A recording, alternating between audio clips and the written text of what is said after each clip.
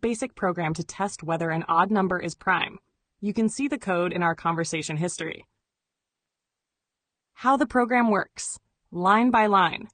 This short program, written in 1970s style BASIC, checks whether an odd number entered by the user is prime, using an efficient method that only tests possible divisors up to the square root of the number.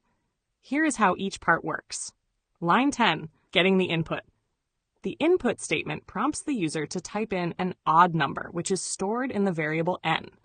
While the program assumes you will enter an odd number, it can still handle any positive integer, but it's designed for odds because even numbers greater than 2 are automatically non-prime. Line 20, setting the flag. Here, f is set to 1. This is a flag variable, a simple way to keep track of whether we still believe n is prime. The value 1 means still prime, while 0 will mean not prime.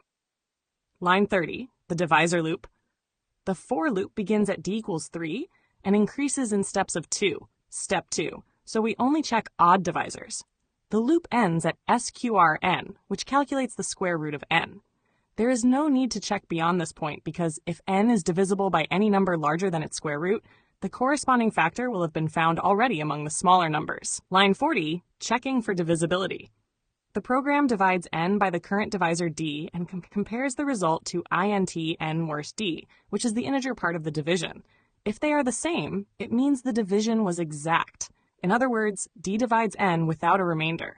If so, f is set to 0, marking n as not prime, and the program jumps to line 70 to print the result immediately. Line 50, continue if no divisor found. If the divisor d does not divide n exactly, the loop continues to the next odd number. Line 60, skipping to prime, check. When the loop finishes without finding a divisor, the program jumps to line 80 to declare the number as prime. Line 70, printing not prime. If a divisor was found in line 40, the program announces that n is not prime. Line 80, printing prime. If no divisors were found, meaning f is still 1, the program prints that n is prime. Line 90, ending the program. The end statement stops execution cleanly. Why stop at the square root? Mathematically, if n can be expressed as a tax b, at least one of those factors must be less than or equal to the square root of n. If we don't find any factors by that point, no larger factor other than n itself can exist, so the number must be prime. This drastically reduces computation. For example, checking a 7-digit number by testing every odd number up to n could require millions of divisions, but stopping at the square root reduces the work to just a few thousand checks.